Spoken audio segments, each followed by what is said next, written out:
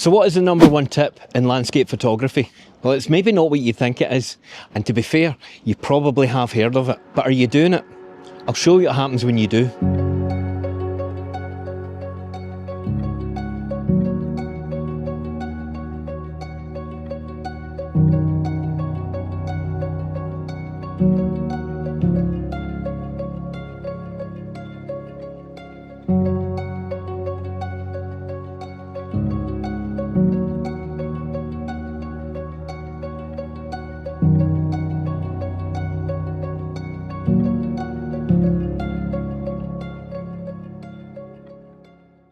There are two times of the day when it is phenomenal to go out and start shooting. First thing in the morning, last thing at night. The number one secret is to shoot in golden hour. Now that doesn't mean to say that you can't shoot at any other time of day, and sometimes it's even better to shoot in the middle of the day with harsh sunlight, especially if you're going for black and white or trying to bring out details and architecture and things like that. But from a landscape photography point of view, golden hour is where it's at.